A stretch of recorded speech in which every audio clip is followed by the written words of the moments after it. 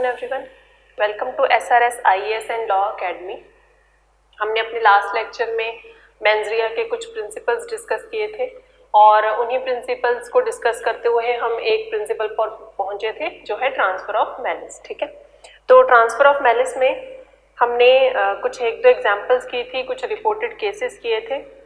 उसी के आगे हम कंटिन्यू करते हुए एक दो केसेस हैं जो रह गए थे और कुछ स्ट्रिक्ट लायबिलिटी और वाइकेरियस लायबिलिटी का एक छोटा सा कॉन्सेप्ट है जो मुझे आपको बताना है, वो हम डिस्कस करके उसके बाद फिर हम आगे की क्लास कंटिन्यू करेंगे। ठीक है, तो कल हमने जहाँ पर छोड़ा था, कल हमने ये डिस्कस कर लिया था कि जो ट्रांसफ़र ऑफ मैलिस है, तो मैलिस सिर्फ तभी ट्रांसफ़र होगा जब मैलिस एक ह्यूमन बीइंग से दूसरे ह्यूमन बीइंग पर हो रहा है। ठीक है, जब एक ह्यूमन बीइंग की डेथ कॉज करना चाह रहा था एक एक्यूज्ड और उस ह्यूमन बीइंग की डेथ कॉज ना होते हुए किसी और की डेथ कॉज हो जाती है। ठीक है, हमने ये भी एग्जांपल की थी कि जहाँ पर ए जो है वो डॉग डी की डेथ कॉज कर देता है और ए जो है, हाँ, वो dog A shoots at a dog of his neighbour. ठीक है, and he as he shoots the dog runs away and he miss the target. तो ए डी को डॉग को शूट करना चाहता है लेकिन डॉग भाग जाता है और वो अपना टारगेट मिस कर देता है और एक लेडी को जाकर जो गन शॉट है वो लग जाता है। ठीक है, इस तरीके से भी हमने देखा था कि इस तरीके से जो मैलिस है वो ट्रांसफर नहीं होता क्योंकि ए की इंटेंशन क्या थी, डॉग को मारने की, ना कि लेडी को मारने की। ठीक है, तो हमने डेथ की डेफिनेशन भी की थी। डेथ की डेफिनेशन में हमने पढ़ा था कि डेथ जो है उसका मतलब सिर्फ होगा कि ह्यूमन बीइंग की डेथ। ठीक है, तो वहां पर एनिमल्स कवर नहीं होते। इसी तरीके से हमने ये भी डिस्कस किया था कि ट्रांसफर ऑफ मैलिस जो है वो सिर्फ human being to human being transfer होगा और it can not be transferred from human being to animal और एनिमल टू ह्यूमन बीइंग। इसके आगे आप एक और एग्जाम्पल लिखो। इसी की एक्सप्लेनेशन में जो हमने ये डॉग वाली एग्जाम्पल की, इसी को थोड़ा सा अपनी वर्डिंग में लिख लो और इसकी थोड़ी सी एक्सप्लेनेशन लिख लो कि क्यों जो वो ट्रांसफर ऑफ मैलिस है वो नहीं होता और फिर जो ए है एक्यूज्ड है उसकी लायबिलिटी फिर कहाँ बनेगी। ठीक है, तो एग्जाम्पल लिखो। When A shoots at a dog B with an intention to kill it and the bullet does not hit the dog but it ricochets from the ground. ricochets मतलब टकरा कर।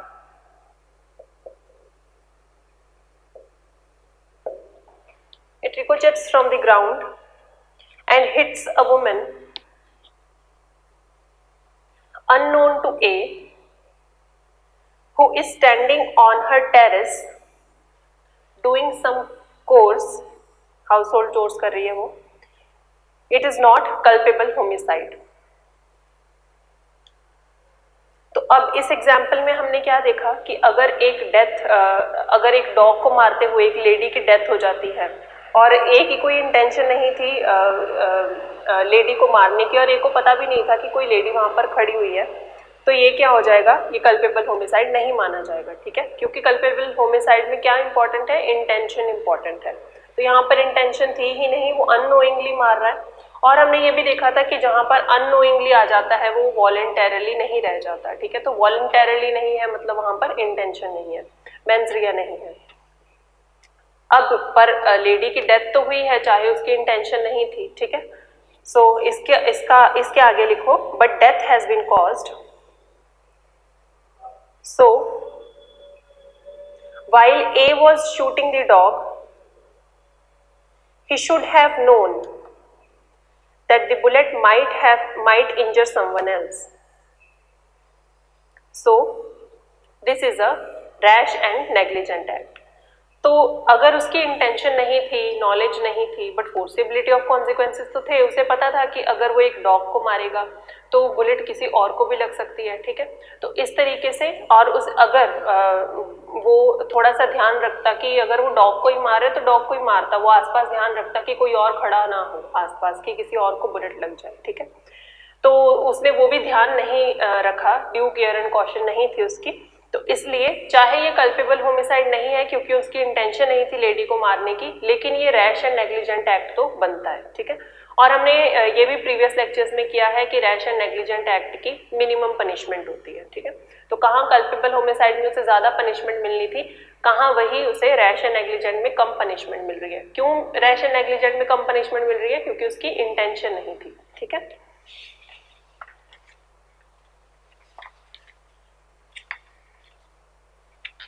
So therefore, for the death of that woman, A should be liable for section 304A, that is negligence. ये case ही है, case के ही facts बताए हैं मैंने आपको। रिपोर्टेड केस है Balan versus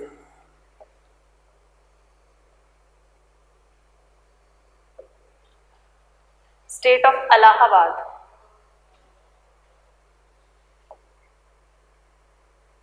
nineteen 1955 Allahabad high court. Balan versus state of Allahabad 1955 Allahabad high court. तो अगर अब उसने 304 लेडी की डेथ कॉज हुई है तो वहां पर वो नेग्लिजेंस के लिए लायबल हो जाएगा। लेकिन उसने ट्राई भी किया कि एक डॉग को हिट कर दे, शूट कर दे, तो वहां पर उसकी लायबिलिटी क्या बनेगी? मिसचीफ की, ठीक है। So now he had tried to hit और shoot the dog, he can be made liable for mischief. Mischief का आगे चलकर हम सेक्शन पढ़ेंगे। एक और एग्जाम्पल लिखो। A's enemy is B. A shoots B with an intention to kill. B is not harmed and his dog is hit by the bullet and died. A's enemy is B. A B का enemy है। A shoots B with an intention to kill. A B को मारने की intention से shoot करता है। B को कोई हार्म नहीं होता और उसका जो डॉग है उसको बुलेट लग जाती है और वो मर जाता है, ठीक है। अब इसका ऑफेंस क्या बनेगा? फर्स्ट इसके ऑफेंसेस देखो, इसके जितने भी एक्ट्स हैं उसमें एक एक करके ऑफेंस फ्रेम करो। ऑफेंसेस देखो इसके, पार्ट ए बनाओ। Point A, it is attempt to murder as he had the intention to kill B and he shot with that intention. तो अटेम्प्ट टू मर्डर बन जाता है क्योंकि वो बी का एनिमी था और उसने बी को मारने की इंटेंशन से शूट किया, तो अटेम्प्ट टू मर्डर लग गया उस पर। Second, but as far as the death of dog, no offence. अब यहां पर देखो, फर्स्ट केस में हमने देखा कि डॉग की डेथ कॉज हो रही है तो वहां पर हम उसे मिसचीफ के लिए लायबल कर रहे हैं, ठीक है। और डॉग की डेथ कॉज नहीं हो रही चाहे, बट डॉग को मारने की इंटेंशन थी तो हम उसे मिसचीफ में लायबल कर रहे हैं, ठीक है। और लेडी की डेथ हो जाती है तो हम उसे नेग्लिजेंस में कवर कर रहे हैं। इस केस में फर्क क्या है कि वो लेडी को किसी बी को मारना चाहता है, लेडी है, मैन है, तो बी को मारना चाहता है, एक ह्यूमन बीइंग को मारना चाहता है, तो ये क्या है? अटेम्प्ट टू मर्डर है, ठीक है। और चाहे वो ह्यूमन की डेथ कॉज नहीं होती है लेकिन एक डॉग की डेथ कॉज हो जाती है। अब यहाँ पर देखो मिसचीफ भी नहीं लगा, ठीक है, डॉग के लिए कोई ऑफेंस नहीं बना। एग्जाम में आपको क्वेश्चंस ऐसे ही आएंगे और आपको ऐसे ऑप्शंस दे दिए जाएंगे, क्या ये रैश एंड नेग्लिजेंट एक्ट है, क्या ये मिसचीफ है, क्या ये कल्पेबल होमिसाइड है, या फिर क्या ये अटेम्प्ट टू मर्डर है, ठीक है। इस तरीके से आपको ऑप्शंस आएंगे और आपको फिर डिफरेंशिएट करना आना चाहिए कि क्यों किसको हिट करने से क्या ऑफेंस बन रहा है, या क्या उसके डॉग की डेथ होने से क्या ऑफेंस बन रहा है, डॉग की डेथ ना होने से क्या ऑफेंस बन रहा है, कौन से सर्कमस्टांसेस में कौन सा ऑफेंस बनता है, ठीक है। इसीलिए हम ये एग्जांपल्स डिस्कस कर रहे हैं। तो अब इस केस में डॉग की डेथ कॉज हुई है लेकिन कोई ऑफेंस नहीं है। क्यों नहीं है? क्योंकि ना तो यहाँ पर ट्रांसफर ऑफ मैलिस है, क्योंकि हमने मैलिस का ये देखा था कि वो ह्यूमन टू ह्यूमन ट्रांसफर होगा, ठीक है। यहाँ पर वो बी को शूट कर रहा है और डॉग की डेथ कॉज हो जाती है, तो एनिमल टू ह्यूमन या human to animal transfer of malice नहीं होगा, तो it is neither an offence of transfer of malice. अब हम देखते हैं मिसचीफ है या नहीं है, डॉग की डेथ कॉज हुई है, ठीक है। तो मिसचीफ भी नहीं है क्योंकि उसकी इंटेंशन नहीं थी कोई भी रॉन्गफुल लॉस करने की उस डॉग को, ठीक है। तो it is neither an offence of mischief because he had no intention to cause wrongful loss. ये जो हमने सेकेंड एग्जाम्पल की, ये भी एक रिपोर्टेड केस है, इसका नाम है queen versus Latimer. Queen versus Latimer, 1886 का केस है।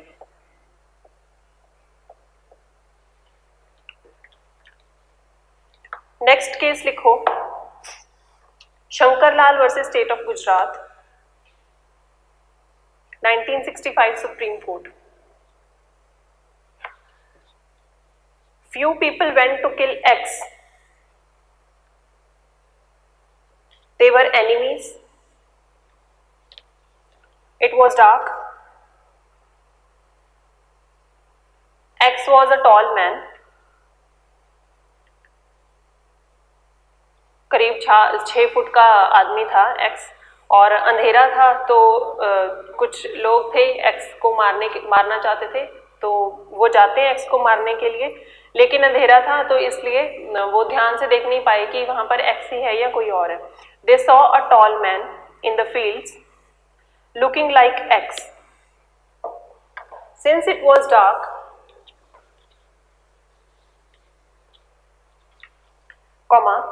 mistaking him to be X, they shoot Y.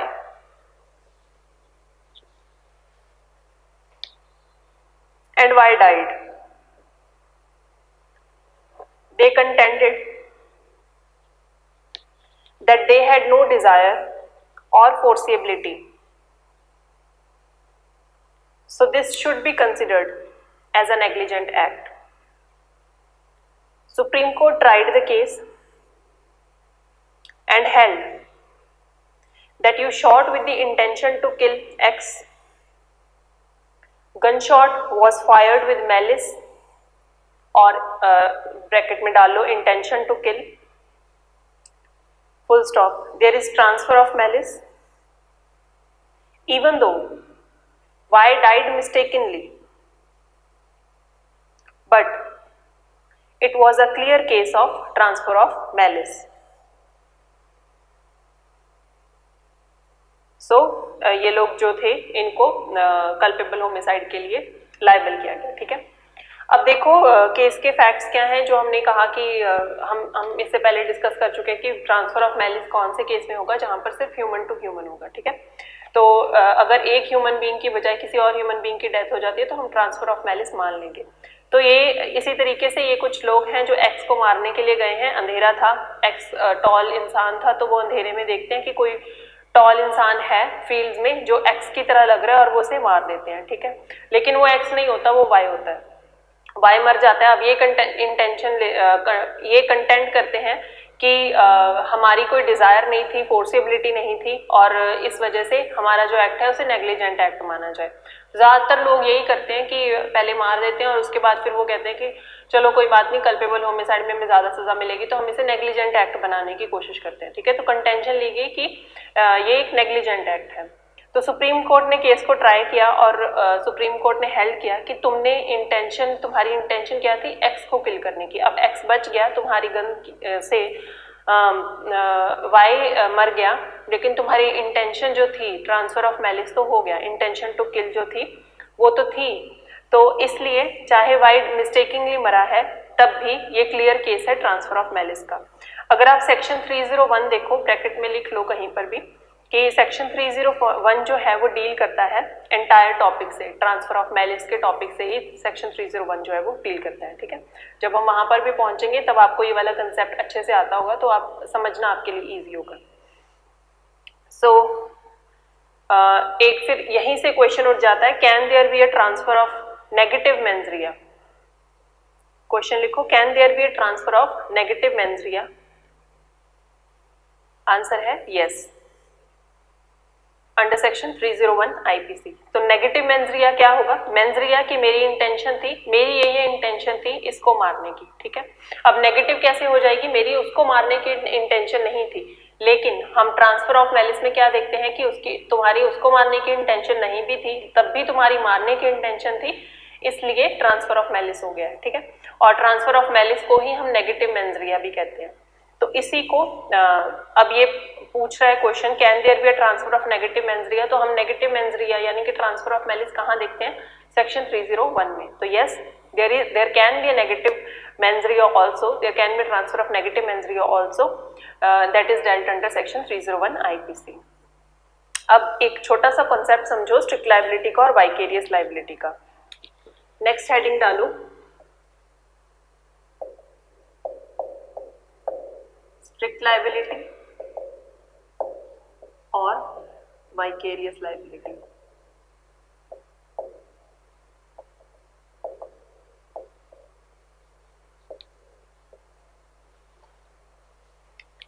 Strict liability क्या होती है कि हमने अभी जितने भी ये पढ़े कि तुम्हारे अगर हमने जो पिछले केसेस भी पढ़े थे जहाँ पर प्रिंस वाला केस हमने पढ़ा था, प्रिंस हेनरी वाला, तो वहाँ पर जहाँ तुम्हारा एक्ट ही इंट्रिंसिकली रॉन्ग है तो वहाँ पर स्ट्रिक्ट लायबिलिटी लग जाएगी कि तुम्हारा हम कोई भी एक्सक्यूज नहीं सुनेंगे.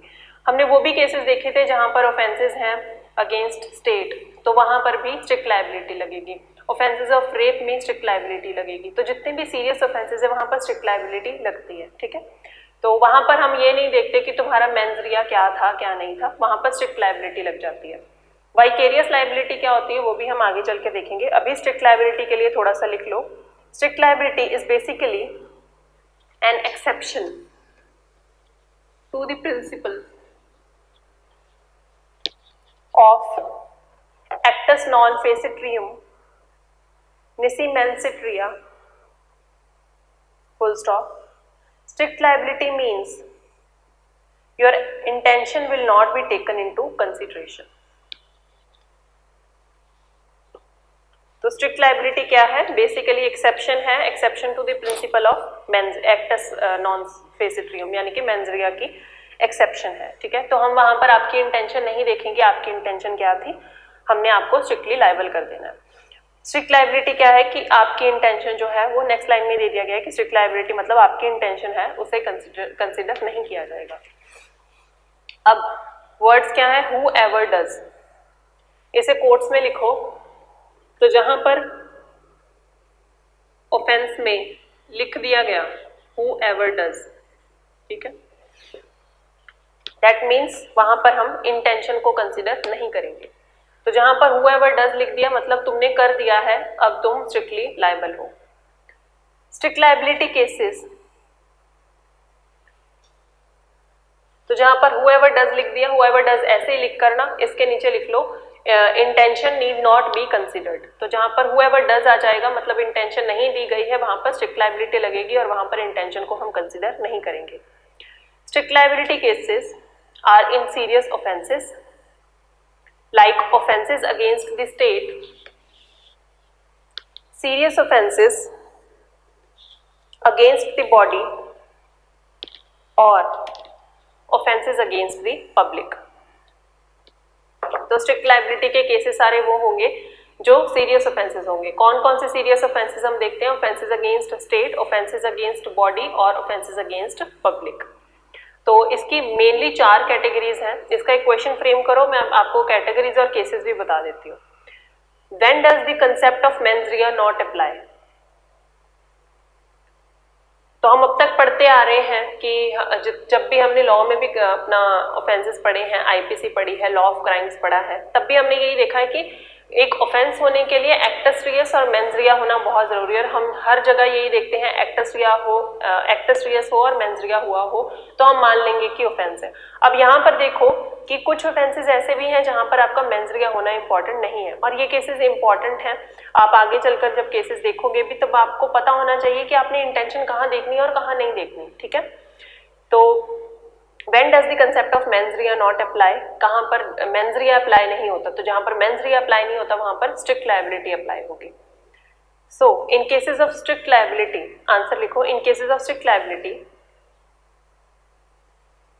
mens rea does not apply. तो ये जो केसेस हैं ये 4 कैटेगरीज में डिवाइड किए गए हैं. The 4 कैटेगरीज आर, फर्स्ट सब हेडिंग डाल लो सीरियस ऑफेंसेस और उसके आगे सीरियस ऑफेंसेस लिख लो कौन कौन से हैं. Kidnapping, abduction, rape, offences against the state, criminal conspiracy, offences against body and property, तो ये जितने भी सीरियस ऑफेंसेस हैं यहाँ पर मेंस रिया हम नहीं देखेंगे। सेकेंड कैटेगरी डालो सब हेडिंग ही public nuisance cases.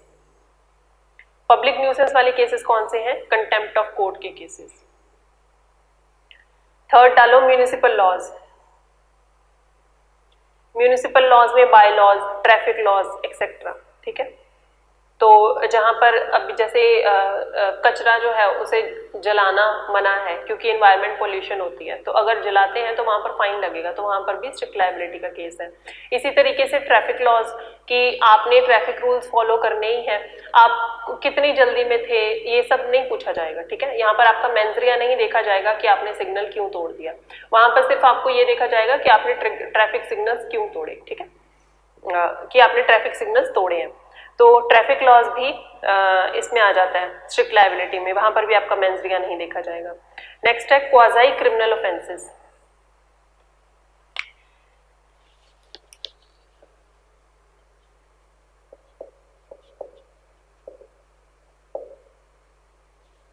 Quasi criminal offences, इसमें देखो कौन कौन से केसेस हैं। Public welfare offences, food adulteration, black marketing,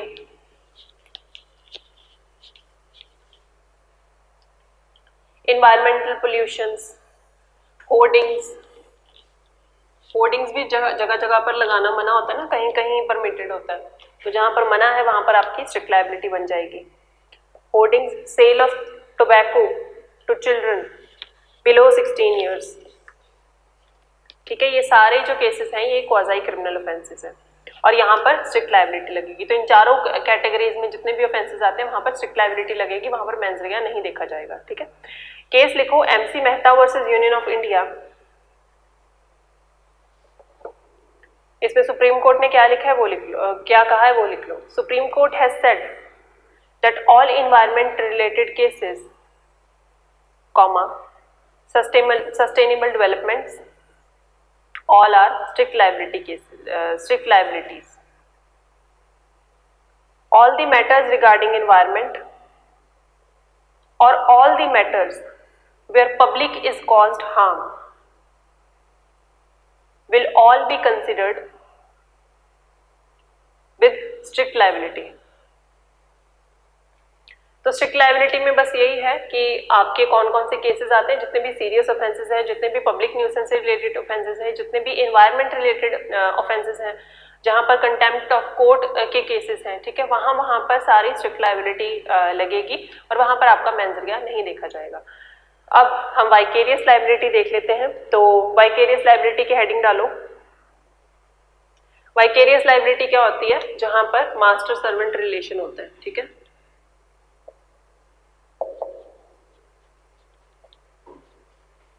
तो अगर सर्वेंट कोई एक्ट करता है तो उसके लिए मास्टर लायबल होगा, ठीक है, वाइकेरियसली लायबल होगा। सो वाइकेरियस लायबिलिटी में an owner is vicariously liable for the acts of his servant. अब जब हम सेक्शन 34 देखते हैं ना, कॉमन इंटेंशन कॉमन ऑब्जेक्ट वाला, तो सेक्शन 34 में बहुत सारी बुक्स में इसे एज वाइकेरियस लायबिलिटी कवर किया जाता है, लेकिन वाइकेरियस लायबिलिटी में ये नहीं आता। वो हम बाद में देखेंगे जब हम सेक्शन 34 में जाएंगे कि क्यों नहीं आता। लेकिन मोटे मोटे तौर पर जो वाइकेरियस लायबिलिटी के सिर्फ 3 ही सेक्शंस हैं, ठीक है। तो वो 3 सेक्शंस आप लिख लो और वाइकेरियस लायबिलिटी का कॉन्सेप्ट समझ लो कि वाइकेरियस लायबिलिटी में मास्टर सर्वेंट रिलेशन होगा, प्रिंसिपल एजेंट रिलेशन होगा, ऐसे रिलेशंस होंगे। और जहां पर आपके जो सबऑर्डिनेट हैं, आपका जो सर्वेंट है या आपका प्रिंसिपल एजेंट केसेस में आपका अगर एजेंट है, तो वो अगर कोई एक्ट करता है तो आपको चाहे नहीं भी पता कि उसने क्या एक्ट किया है, आप वाइकेरियसली लायबल हो जाओगे, ठीक है। तो अगर सपोज जो मास्टर है वो लंदन में बैठा हुआ है और यहाँ पर सर्वेंट इंडिया में कुछ एक्ट कर देता है, तो जो मालिक होगा वो लंदन में बैठे बैठे भी लायबल हो जाएगा।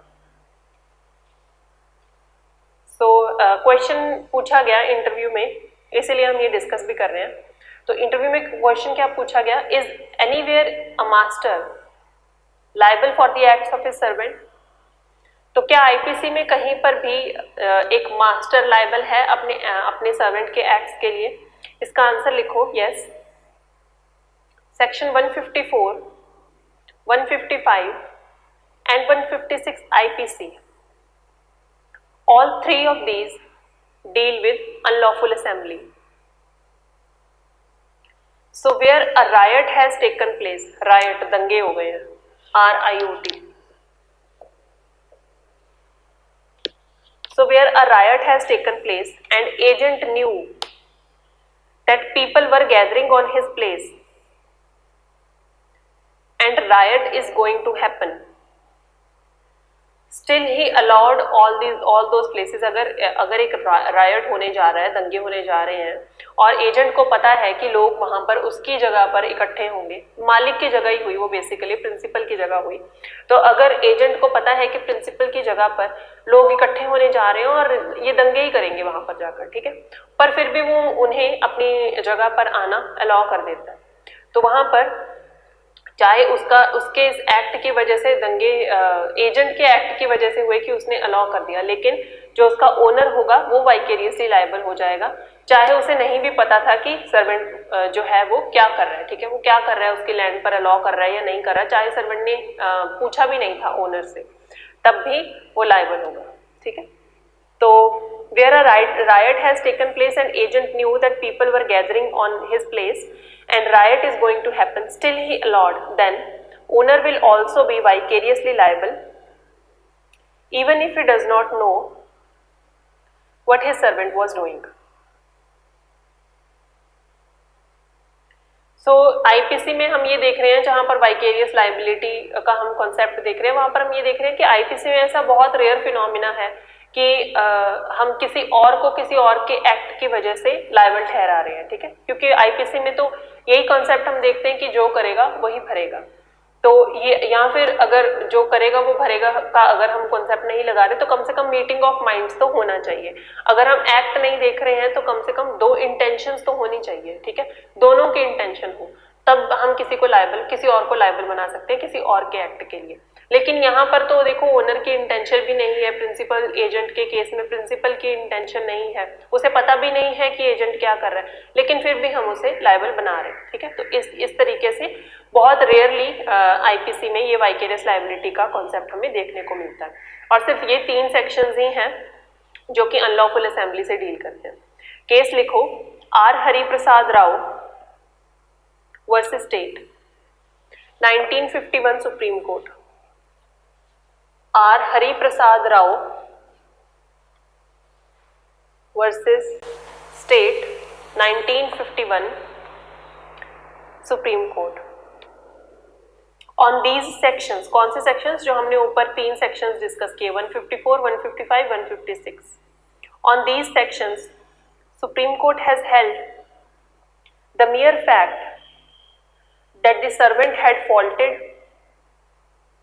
and the master was unaware of the default would not excuse the master। तो यही कि अगर सर्वेंट ने फॉल्ट की है तो मास्टर अनअवेयर था चाहे उसकी डिफॉल्ट से, लेकिन फिर भी वो कोई एक्सक्यूज नहीं बनेगा मास्टर के लिए, तो वो भी लायबल होगा। कैसे लायबल होगा? वाइकेरियसली लायबल होगा। केस लिखो अगला, N Bhushan Roy N dot Bhushan Roy versus Govinda बंधु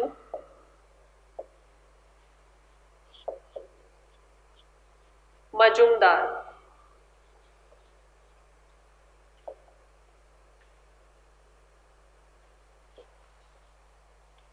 नाइनटीन 1924 कैलकाटा।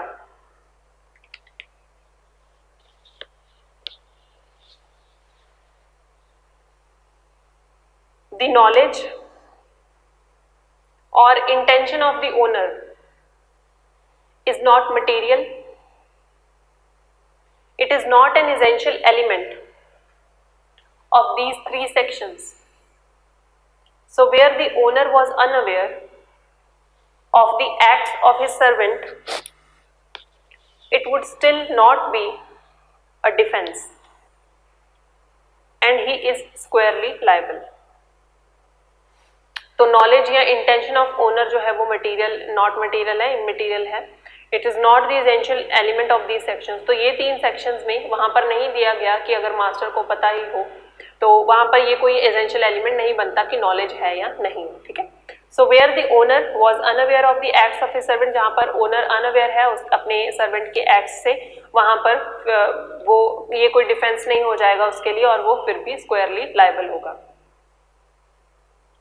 अब इसकी क्रक्स में लिख लो, only these 3 sections are there, vicarious liability के क्रक्स में only these 3 sections are there where there is no common intention, no common object, no conspiracy, no abetment, still master is liable for the acts of his servant। तो सिर्फ ये 3 sections हैं जहां पर कोई common intention नहीं है, जहां पर कोई कॉमन ऑब्जेक्ट नहीं दिख रहा हमें, कोई कॉन्स्पिरेसी नहीं हुई है, कोई अबेटमेंट नहीं की गई, फिर भी मास्टर जो है उसे लायबल कर दिया जा रहा है अपने सर्वेंट के एक्ट्स के लिए, ठीक है। तो इसलिए ये ध्यान रखना बहुत जरूरी है कि अगर आपने कोई एजेंट रखा है तो आप उस पर नजर भी रखो कि वो क्या कर रहा है, ठीक है, क्योंकि अल्टीमेटली फंसोगे आप ही। अब हम गुड फेथ पर आ जाते हैं। गुड फेथ बहुत बहुत बहुत इंपॉर्टेंट चीज है। सेक्शन 52 आईपीसी में प्रीलिम्स के लिए इंपॉर्टेंट है, मेंस के लिए इंपॉर्टेंट है, इंटरव्यू के लिए इंपॉर्टेंट है। इंपॉर्टेंट क्यों है वो भी मैं आपको बताती हूँ। प्रीलिम्स में देखो गुड फेथ, आपको व्हाट इज गुड फेथ या good faith is defined in IPC as, ऐसे करके आपको नीचे 2-3 ऑप्शंस दे दिए जाएंगे। अब नॉर्मल भाषा में हम गुड फेथ क्या समझते हैं कि किसी अच्छी नीयत से किया गया काम, ठीक है, वही हम गुड फेथ समझते हैं। लेकिन आईपीसी में गुड फेथ की डेफिनेशन जो है वो अलग है। तो इस वजह से हम कंफ्यूज ना हो जाएं कि गुड फेथ क्या है। नॉर्मल भाषा में हम जो गुड फेथ समझते हैं वही समझकर हम वहां पर टिक ना कर रहे हैं, इसलिए गुड फेथ इंपॉर्टेंट है। और इंटरव्यू में भी आपसे पूछा जाता है कि गुड फेथ क्या है, क्योंकि यही कुछ छोटे छोटे ट्रिकी क्वेश्चंस होते हैं जो इजी होते हैं, लेकिन अगर आपने ध्यान से पढ़ा हो तो ही आप उसका आंसर अच्छे से दे पाते हो, ठीक है। तो ऐसी छोटी छोटी चीजें हैं जो हमने याद रखनी है। So good faith section 52 IPC पर आ जाओ और हम इसकी डेफिनेशन पढ़ते हैं। पहले डेफिनेशंस हम जैसे जैसे प्रोविजंस आती जाएंगी वैसे वैसे पढ़ते जाएंगे, हम एक साथ डेफिनेशंस पढ़ के फिर आगे नहीं बढ़ेंगे। तो डेफिनेशंस हम साथ साथ में सेक्शंस के करते जाएंगे, ठीक है। सेक्शन 52 देखो, good faith, nothing is said to be done or believed in good faith which is done or believed without due care and caution. तो हम कुछ भी ऐसा नहीं मानेंगे गुड फेथ में हुआ जो अगर वो नहीं किया गया ड्यू केयर एंड कॉशन से। मतलब सीधे लफ्जों में अगर इसका मतलब समझना हो तो गुड फेथ क्या है, ड्यू केयर एंड कॉशन। तो ड्यू केयर एंड कॉशन जहां पर होगा वहां पर हम मान लेंगे कि आपने गुड फेथ में एक्ट किया था, ठीक है। तो वहां पर बस उन्होंने घुमाकर लिखा हुआ है कि कुछ भी हम वो नहीं मानेंगे गुड फेथ में हुआ अगर वो ड्यू केयर एंड कॉशन से नहीं हुआ है तो। अब इसके नोट्स बनाओ गुड फेथ के। सेक्शन 52 आईपीसी इसके साथ डील करता है।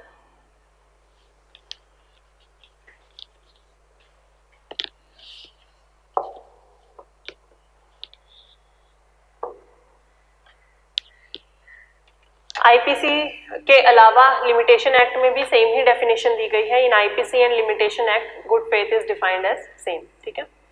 In general clauses act section 3 subsection 22 defines good faith. Good faith पर आपको एक छोटा सा शॉर्ट नोट भी आ सकता है, तो वहां पर आपने इस तरीके से अपना आंसर लिखना है कि गुड फेथ जो है वो आईपीसी में सेक्शन 52 में डिफाइन किया गया है, लेकिन और आईपीसी और लिमिटेशन में उसकी सेम डेफिनेशन है, ये भी चीज आप लिखोगे वहां पर। उसके बाद आप गुड फेथ की डेफिनेशन लिखोगे कि general clauses act good faith को कहां पर डिफाइन करता है और कैसे डिफाइन करता है। तो general clauses act section 3 subsection 22 जो है वो डिफाइन करता है गुड फेथ को, और कैसे डिफाइन कर रहा है लिखो, a thing shall be deemed to be done in good faith when it is in fact done honestly whether it is done negligently or not। तो अब देखो जनरल क्लॉजेज एक्ट और आईपीसी और लिमिटेशन एक्ट की definition में कितना फर्क है। यहाँ पर हम कौन सी डेफिनेशन ले रहे हैं जो कॉमन मैन के दिमाग में है कि गुड फेथ क्या है, मतलब किसी ने ऑनेस्टली काम किया हो, ठीक है, चाहे उसने नेग्लिजेंटली किया है या नहीं किया, लेकिन उसने अच्छी भावना के साथ काम किया है, मतलब उसने गुड फेथ में काम किया है। ये जनरल क्लॉजेज एक्ट के अकॉर्डिंगली है, ठीक है। तो अब सेक्शन 52 आईपीसी क्या कहता है? Good faith is equal to act done with due care and caution, ठीक है। उन्होंने घुमाकर लिखा है, वो हम उस पर नहीं जाते, हमने दो वर्ड्स याद रखने हैं, good faith is equal to due care and caution, ठीक है। तो जो भी ड्यू केयर एंड कॉशन के साथ नहीं हुआ होगा वो हम गुड फेथ मानेंगे ही नहीं। तो अब यहाँ पर अगर आप आईपीसी में देखो, जनरल क्लॉजेज एक्ट में उन्होंने वर्ड यूज किया ऑनेस्टली, आईपीसी में अगर आप देखो तो ऑनेस्टली वर्ड का कहीं जिक्र भी नहीं है गुड फेथ की डेफिनेशन में, ठीक है। क्योंकि आईपीसी में हमने क्या पढ़ा था इनिशियल लेक्चर्स में, इंट्रोडक्टरी लेक्चर्स में मैंने आपको बताया था कि आईपीसी में गुड इंटेंशन की कोई वैल्यू ही नहीं है। हम आईपीसी में गुड इंटेंशन को कंसिडर ही नहीं करते, ना गुड इंटेंशन को ना ऑनेस्ट इंटेंशन को, ठीक है। So in IPC good intention and honest intention has no place. हाँ, सीआरपीसी में हो सकता है कि अगर कोई चीज़ गुड इंटेंशन के साथ की गई हो तो हम उसकी पनिशमेंट के लिए, हम उसका सेंटेंस देखने के लिए, उन सारी चीज़ों के लिए हम गुड फेथ को ऑनेस्टली किया गया था या नहीं किया गया था वो सारी चीज़ें हम कंसिडर कर लेंगे, क्योंकि आईपीसी एक स्ट्रिंजेंट एक्ट है तो हमने इसी के दायरे में बंद कर रहना है, ठीक है। तो हम अब उसके दायरे से बाहर नहीं जा सकते, हम ये नहीं कह सकते कि उसने अगर ऑनेस्टली कुछ किया था तो वो गुड फेथ में किया था, ये हम नहीं कह सकते। तो हम सीआरपीसी में सेंटेंस करते टाइम देख लेंगे कि ठीक है ऑनेस्टली किया था या नहीं किया था, पर यहाँ पर गुड फेथ हम वही मानेंगे कि ड्यू केयर एंड कॉशन था या नहीं था। अब यही सिविल लॉ और क्रिमिनल लॉ में इंटरव्यू में ये भी पूछा गया, what is the difference between good faith in civil and criminal law. So civil law में गुड फेथ को कैसे ट्रीट किया जाता है और क्रिमिनल लॉ में गुड फेथ को कैसे ट्रीट किया जाता है। अब क्रिमिनल लॉ में हमने देख लिया कि क्रिमिनल लॉ में ऑनेस्टी इज नॉट देयर, वहां पर हम नहीं देखते कि गुड इंटेंशन है या नहीं है, ठीक है। So base of criminal law is good faith के लिए, base of criminal law is an act done with due care and caution. तो हम गुड फेथ तभी मानेंगे अगर आपका जो एक्ट है वो with due care and caution किया गया है तो, ठीक है। ये सारी चीजें आप साथ साथ में लिखते जाओ, मैं डिस्कस करती जा रही हूँ, केसेस में आपको डिक्टेट करवा दूंगी बट अपने नोट साथ साथ में इसी तरीके से बनाते जाओ जैसे जैसे मैं समझा रही हूँ, ठीक है। सिविल लॉ में क्या होगा कि सिविल लॉ में हम जो जनरल क्लॉजेज एक्ट में दिया गया है वो हम वो देखेंगे कि act done honestly whether negligently और नॉट, ये मैटर नहीं करता। तो सिविल लॉ में क्या है, जनरल क्लॉजेज एक्ट की डेफिनेशन लग रही है, और क्रिमिनल लॉ में आईपीसी का हम ध्यान रखते हुए लगा रहे हैं कि आईपीसी क्या कह रही है गुड फेथ को, ड्यू केयर एंड कॉशन। इसी तरीके से एग्जाम में प्रोपोजिशंस आई और वहां पर देखा गया कि गुड फेथ था या नहीं था। तो एग्जाम की जो प्रोपोजिशन है वो इन सेक्शंस की इन केसेस के बेसिस पर आई थी, तो वो केसेस आप लिख लो, और ये केसेस एज इट इज वो फैक्ट्स डालकर एग्जाम में डाल देते हैं, ठीक है। तो ये आई हुई है इसलिए हम डिस्कस कर रहे हैं। केस लिखो, Poonam Verma versus doctor Ashwani Patel, 1996 supreme court. Poonam Verma versus Dr. Ashwani Patel, 1996 Supreme Court. In this case, Dr. Ashwani Patel was a homeopath. He was treating a very small child. He was treating a very small child who was suffering from fever, comma. He was trying very hard, but the child was not getting any better, comma. When the temperature of that child became dangerously high,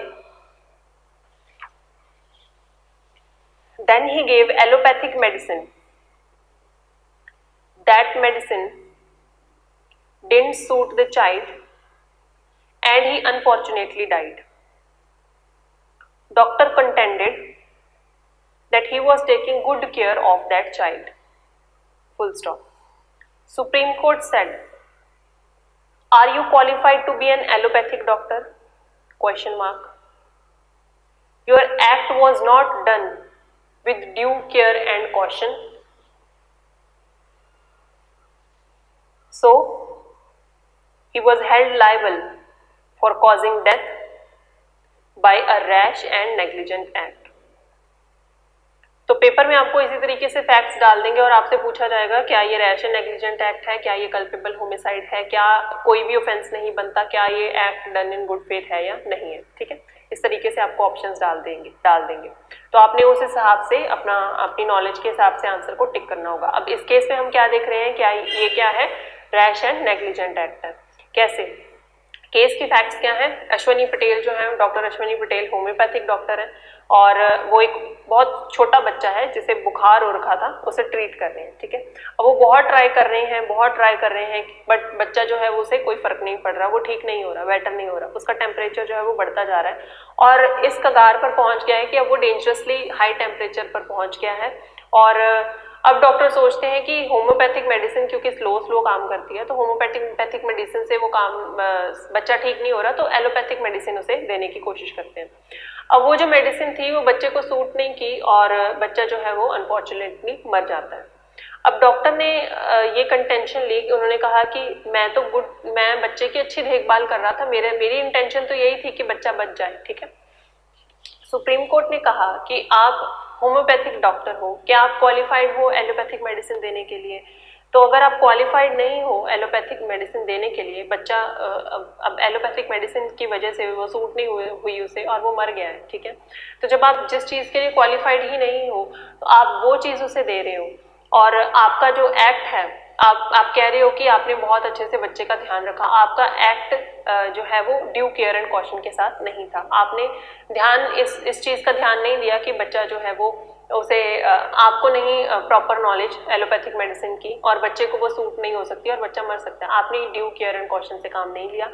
ये हो सकता था कि वो उस बच्चे को किसी और डॉक्टर के पास जो एलोपैथिक डॉक्टर हो उसके पास रेफर कर देता, ठीक है, उसने नहीं किया, तो उसने ड्यू केयर एंड कॉशन के साथ काम नहीं किया। और ड्यू केयर एंड कॉशन जहां पर नहीं है वहां पर क्या आ जाती है, negligence, rash and negligence act. तो कोर्ट ने भी यही कहा कि आपने डेथ कॉज की है by rash and negligent act, ठीक है। नेक्स्ट केस लिखो, सुकाराव कोबिराज, सेम सा केस है ये।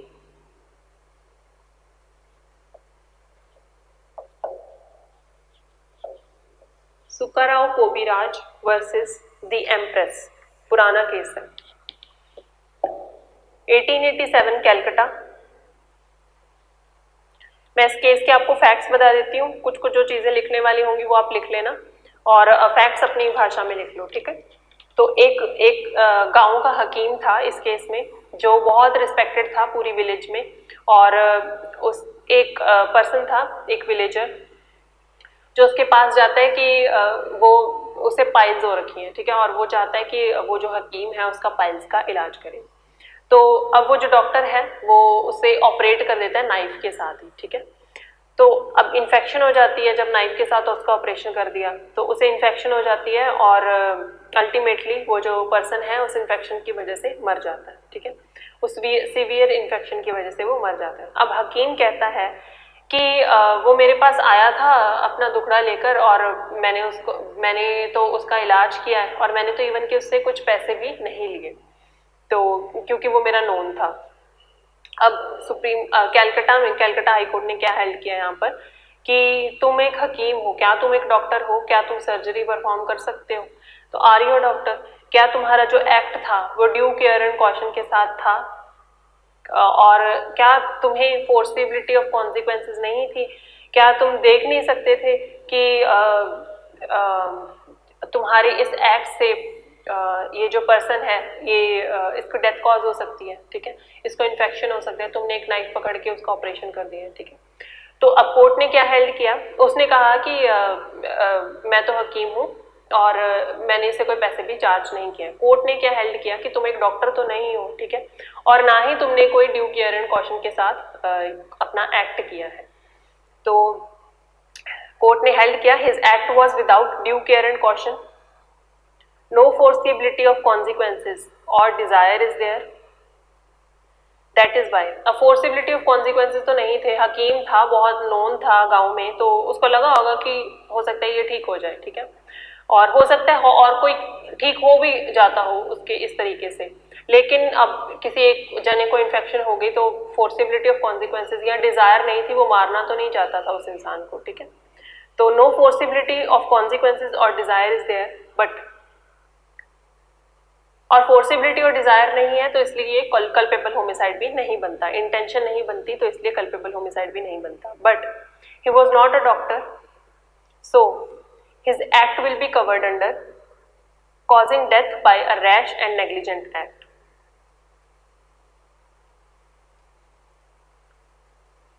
तो अब ये दो केसेस जो हमने देखे, अब इसको लायबल ठहराया गया by causing death by rash and negligent act, ठीक है।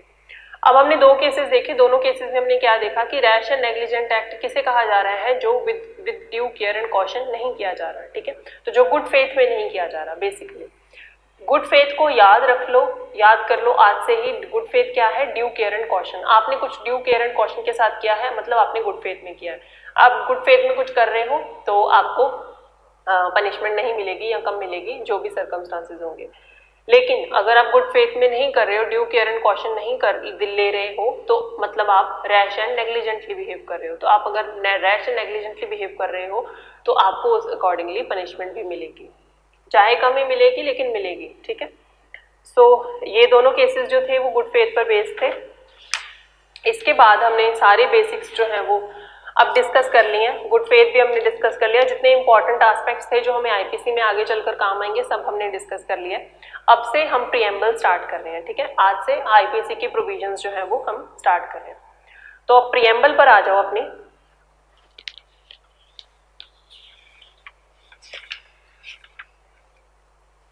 प्रीएम्बल क्या कहती है आईपीसी की? Whereas it is expedient to provide a general penal code for India. इसके वर्ड्स को अंडरलाइन करो, जनरल पीनल कोड। ये एग्जाम में एक बार क्वेश्चन आया था, पंजाब के एग्जाम में 2018 में, आई थिंक, हाँ 2018 में एग्जाम में क्वेश्चन आया था प्री में, कि जो हमारी आईपीसी की प्रीएम्बल है ये किस चीज के साथ डील करती है, ये कौन सा पीनल कोड है, ठीक है। प्रीएम्बल क्या कहती है, तो वहां पर जनरल पीनल कोड दिया गया था और अलग अलग तरह के 2-3 एग्जांपल्स थी। नॉर्मली हम प्रीएम्बल में क्या देखते हैं, प्रीएम्बल क्या नॉर्मली एक्ट्स के प्रीएम्बल्स क्या कैरी होती हैं, to consolidate, to define and amend, इस तरह के वर्ड्स यूज करते हैं। तो आईपीसी की जो प्रीएम्बल है ये क्या कह रही है, to provide a general penal code. अब यहाँ पर इन्होंने वर्ड यूज किया है general penal code. General penal code मतलब ये हर किसी पर एप्लीकेबल होगी, ठीक है। तो अब यहाँ पर वर्ड इस चीज का मतलब समझो, मकसद क्या था यहाँ पर जनरल पीनल कोड लिखने का, ठीक है। Why there was a need to write general. जब हम हिस्ट्री में जाते हैं ना, तो हमने हिस्ट्री आईपीसी की तो ऐसा इतनी हमने की थी, लेकिन इतनी डिटेल में नहीं की थी कि जहाँ पर मैंने आपको ये बताया था कि आईपीसी से पहले जब हिंदूज थे और जो मुस्लिम्स थे, ठीक है, जब ब्रिटिशर्स राज करते थे तो मैंने आपको बताया था कि प्रेसिडेंसी टाउन्स थी, प्रेसिडेंसी एरियाज थे, ठीक है। तो जहां पर प्रेसिडेंसीज थी वहां पर चलता था कॉमन लॉ, ब्रिटिशर्स का लॉ चलता था, ठीक है। जो हिंदूज थे, जो प्रेसिडेंसी के बाहर वाले एरियाज थे, ठीक है, वहां के हिंदूज पर हिंदू लॉ अप्लाई होता था और जो मुस्लिम्स थे उन पर मुस्लिम लॉ अप्लाई होता था, ठीक है। और क्योंकि कोई यूनिफॉर्मिटी नहीं थी उस टाइम पर, इसीलिए ईस्ट इंडिया कंपनी क्या चाहती थी कि यूनिफॉर्मिटी आ जाए, तो प्रेसिडेंसी टाउन्स हिंदूज और मुस्लिम्स इन सब के ऊपर एक यूनिफॉर्म लॉ लगे। इसीलिए मैकॉले को ये काम दिया गया कि फर्स्ट लॉ कमीशन में Thomas chairmanship under the chairmanship of Thomas Babington Macaulay, उनको ये काम दिया गया कि आप एक कोड बनाओ आईपीसी का, तो जिसमें आप एक यूनिफॉर्म पीनल कोड बनाओ जिसमें कि सारे सबको एक साथ यूनिफॉर्मली गवर्न किया जाए, ठीक है। तो और हमने हिस्ट्री में डिस्कस किया था कि फर्स्ट लॉ कमीशन फॉर्म हुई थी 1834 में। 3 साल लगे थे सर थॉमस बेबिंगटन मैकॉले को आईपीसी लिखते हुए। ड्राफ्ट आईपीसी 3 साल बाद जाकर ड्राफ्ट हुई थी और उसके बाद भी बहुत सारी अड़चने आई और आईपीसी जो है वो फिर 1862 में जाकर लागू हुई, ठीक है। तो इस तरीके से अब जनरल वर्ड क्यों लिखा है, क्योंकि पहले हिंदूज थे, मुस्लिम्स थे, हिंदूज पर हिंदूज लॉ अप्लाई होता था, मुस्लिम्स पर मुस्लिम लॉ अप्लाई होता था। तो अब आईपीसी जब बन गई तो इसीलिए इसे कहा गया कि ये एक जनरल पीनल कोड है। जनरल पीनल कोड मतलब अब ये प्रेसिडेंसी टाउन्स हिंदूज और मुस्लिम्स सब पर अप्लाई होगी, ठीक है। अब इस प्रीएम्बल का इफेक्ट क्या है कि अब ये जो जनरल पीनल कोड यहाँ पर वर्ड्स लिखे गए हैं, इसका इफेक्ट क्या है कि अब ये जो आईपीसी है सिर्फ यही सरवाइव करेगी, जितने भी पर्सनल लॉज हैं, हिंदूज के हिंदू लॉ, मुस्लिम्स का मुस्लिम लॉ, जितने भी क्रिमिनल लॉ को लेकर पर्सनल लॉज हैं या जो कॉमन लॉ चलता था प्रेसिडेंसी टाउन्स में, वो सारे अब रिप्लेस कर दिए जाएंगे और सिर्फ आईपीसी जो है वो काम करेगी। ठीक है, so IPC will be applicable to all Indians irrespective of caste, creed, religion. तो चाहे जो भी कास्ट हो, चाहे जो भी क्रीड हो, चाहे जो भी रिलीजन हो, ठीक है, तो आईपीसी ही सब पर एप्लीकेबल होगी। So that is why this preamble is so effective. तो मोस्ट ऑफ द प्रीएम्बल्स हमने अभी डिस्कस किया कि वो क्या बात करती हैं, कंसोलिडेटिंग, अमेंडिंग, इस तरह की होती हैं। ठीक है, लेकिन ये एक यूनिक प्रीएम्बल है जो हमारे सर थॉमस बेबिंगटन मैकॉले ने लिखी कि एक जनरल पीनल कोड होगा। ठीक है, तो ये एक अब जनरल लॉ बन गया है। उसके बाद title and extent, section 1, title and extent of the operation of the code. This act shall be called the Indian Penal Code and shall extend to the whole of India. तो पहले words हुआ करते थे except the state of Jammu and Kashmir, but अब वो words जो हैं वो हटा दिए गए हैं अब, क्योंकि जम्मू एंड कश्मीर हमारे इंडिया का ही पार्ट है, तो अब ये होल ऑफ इंडिया पर अप्लाई होगी। ठीक है, सो title and extent and operation of the code, this act, कौन सा act, IPC, this act which is being passed by the Governor General in Council, that is the Act 45 of 1860। अगर आप अपना IPC देखो तो उसके नीचे ब्रैकेट में ये लिखा गया है 45 ऑफ 1860। इसका मतलब क्या होता है कि ये उस साल 1860 का ये 45th एक्ट था, ये 45th लॉ था जब 1860 में पास किया गया। ठीक है, this shall be called the Indian Penal Code. Penal क्यों, क्योंकि ये किससे डील करता है, पनिशमेंट से। ठीक है, तो पीनल मतलब सारे एक्ट्स और ओमिशंस जो आपसे उम्मीद की जाती है कि आप करोगे और जो आपसे उम्मीद की जाती है कि आप नहीं करोगे। ठीक है, कुछ एक्ट्स आपसे कहा जाता है कि आप नहीं करोगे और कुछ एक्ट्स जो है आपसे कहा जाता है कि आप करोगे। इसी तरीके से ओमिशंस, आपने कुछ ओमिशंस करनी है, कुछ ओमिशंस नहीं करनी। ठीक है, जो ड्यूटी आपकी बनती है वो आपने करना है, जो ड्यूटी नहीं बनती वो आपने नहीं करना। और अगर जो आपसे सपोज किया जा रहा है कि आपने ये करना है, आप नहीं करते तो आप पेनलाइज किए जाओगे, आप पनिश किए जाओगे अंडर आईपीसी। ठीक है, और अगर आपसे कुछ कहा गया है करने को, आप नहीं करते, तब भी आपको पनिशमेंट मिलेगी अंडर आईपीसी। तो पीनल बेसिकली मीन क्या है, मतलब क्या है पीनल का मतलब पनिश करना। ठीक है, तो किस चीज को पनिश करना, आपके एक्ट्स और ओमिशंस जो आईपीसी में दिए गए हैं। जो आपसे कहा गया है करने को आप वो नहीं करते तब पनिश किए जाओगे, जो आपसे नहीं कहा गया करने को वो आप करते हो तब पनिश किए जाओगे। कोड क्या है, अब वर्ड आ जाता है कोड। तो कोड क्या है, हम पढ़ते हैं ना एक्ट, रेगुलेशन, बायलॉज, ऐसी चीजें हम पढ़ते हैं। ठीक है, कोड्स। तो ज्यादातर क्वेश्चन पूछा जाता है आपसे, इंटरव्यू में भी पूछ सकते हैं एक्ट और कोड में डिफरेंस क्या है। एक्ट जो भी होता है ना, ये एक स्पेसिफिक लॉ के साथ डील करता है, स्पेसिफिक सब्जेक्ट के साथ। ठीक है, स्पेसिफिक सब्जेक्ट कैसे, जैसे हम पढ़ते हैं कॉन्ट्रैक्ट एक्ट। ठीक है, तो वो जितना भी कॉन्ट्रैक्ट का लॉ होगा उसके साथ डील करेगा। हम पढ़ते हैं specific relief act, sales of goods act, सोगा। ठीक है, इसी तरीके से और जो एक्ट है तो वो किस चीज के साथ डील कर रहे हैं, एक स्पेसिफिक लॉ के साथ। ठीक है, ये सेल्स ऑफ गुड्स के साथ ही डील करेगा, ये जितने भी रिलीव्स हैं, जितने भी इंजंक्शंस हैं, उस चीज के साथ डील करेगा। कॉन्ट्रैक्ट जो है वो जितने भी कॉन्ट्रैक्ट्स हैं उनके साथ डील करेगा। कोड क्या है, ये एक ही सब्जेक्ट है जो डिफरेंट एस्पेक्ट्स के साथ डिफरेंट एस्पेक्ट्स देता है एक ही सब्जेक्ट के। ठीक है, अब कैसे, सब्जेक्ट यहां पर हमारा क्या है, क्राइम। आईपीसी में सब्जेक्ट क्या है, क्राइम। तो आईपीसी को हम लॉ ऑफ क्राइम्स भी कहते हैं। ठीक है, आईपीसी और सीआरपीसी को लॉ ऑफ क्राइम्स कहते हैं। तो यहाँ पर सब्जेक्ट है हमारा क्राइम और इसके डिफरेंट एस्पेक्ट्स क्या हैं,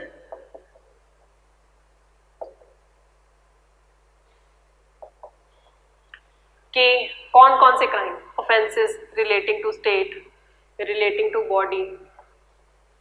ठीक है, ये इसके डिफरेंट एस्पेक्ट्स हैं, रिलेटिंग टू प्रॉपर्टी, ये सारी चीजों के साथ, ये इसके डिफरेंट एस्पेक्ट्स हैं, लेकिन सब्जेक्ट क्या है? क्राइम, ऑफेंस, जितने भी ऑफेंसेस हैं। तो इसलिए क्योंकि ये एक ही सब्जेक्ट है जो जो जो डिफरेंट डिफरेंट एस्पेक्ट्स के साथ डील कर रहा है, इसलिए इसे कहा जाता है कोड। ठीक है, एक्ट क्या है? ये सिर्फ स्पेसिफिक लॉ है, कुछ कुछ चीजों के साथ ही डील कर रहा है। ठीक है, ये कंसोलिडेटेड नहीं है। कॉन्ट्रैक्ट है, पर कुछ कॉन्ट्रैक्ट्स हमें सोगा में भी मिलते हैं, कुछ कॉन्ट्रैक्ट्स हमें पार्टनरशिप में भी मिल रहे हैं। ठीक है, तो ये जो है ये कंसोलिडेटेड नहीं है, एक ही नहीं है। अगर इसका भी कॉन्ट्रैक्ट के भी सारे लॉज एक ही जगह पर इकट्ठे हो गए होते और SRS होगा, ये सारी चीजें एक ही जगह पर इकट्ठी हो गई होती और वो डिफरेंट एस्पेक्ट्स फिर डील कर रहा होता, डिफरेंट एस्पेक्ट्स तब क्या हो जानी थी? कॉन्ट्रैक्ट, SRS होगा। बट एक ही चीज में होते तो फिर वो कोड हो जाना था। ठीक है, ये डिफरेंस होता है एक्ट और कोड में। सो कोड क्या है? Code deals with the different aspects on same subject. एक एक जो वर्ड है ना, जनरल, जनरल मतलब हर किसी पर अप्लाई होगा, पीनल, पीनल मतलब पनिशमेंट, कोड, कोड मतलब जो एक ही सब्जेक्ट है जो डील करता है डिफरेंट एस्पेक्ट्स के साथ। ठीक है, इन चीजों के एक एक वर्ड के मतलब आपको पता होने चाहिए।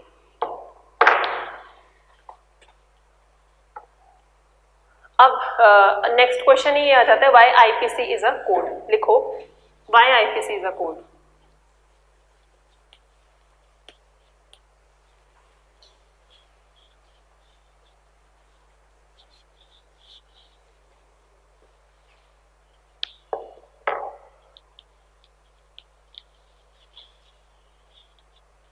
It has, आंसर में it has offenses against the state,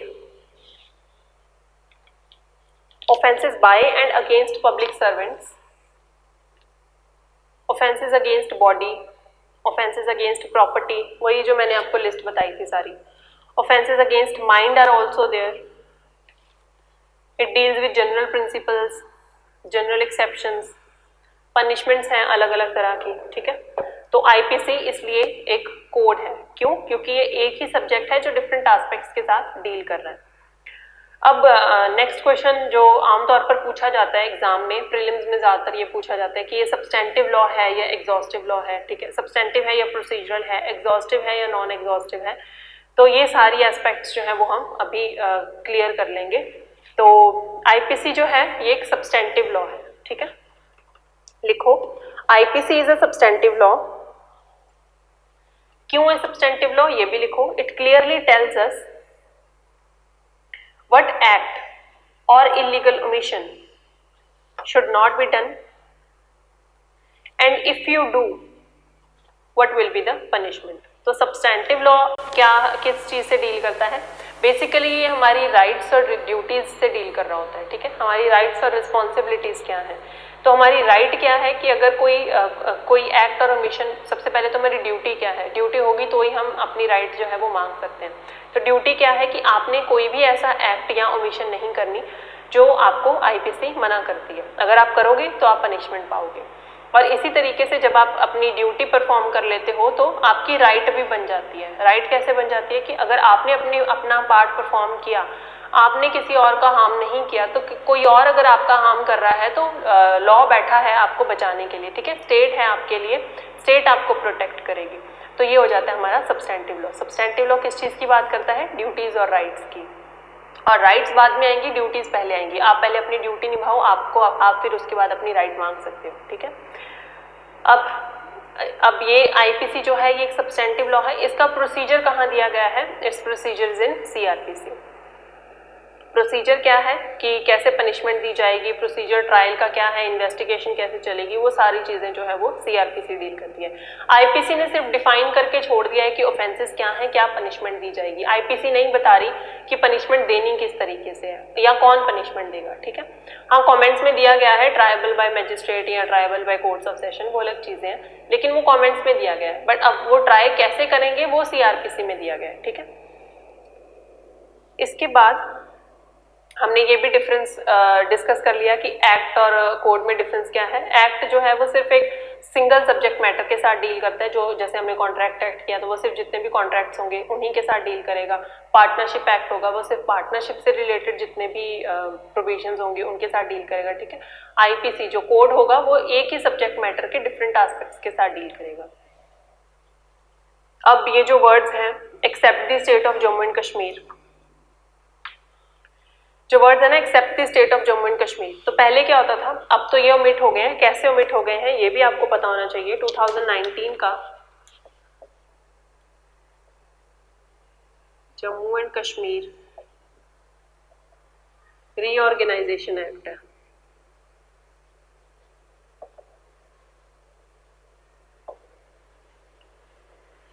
कौन से ईयर का ये? 2019 का, ठीक है।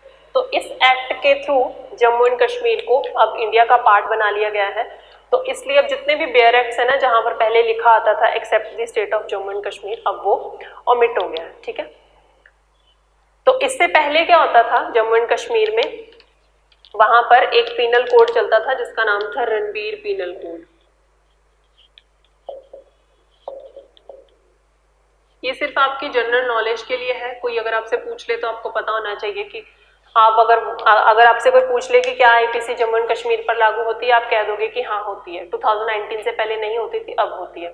वो आपसे पूछेंगे कि अब कैसे होती है, तो आप बताओगे Jammu and Kashmir reorganisation act के जो 2019 में आया है उसके थ्रू अब आईपीसी भी पार्ट हो गई है। उसके बाद अब जम्मू कश्मीर भी पार्ट हो गया इंडिया का, और आईपीसी अब उस पर भी लागू होगी।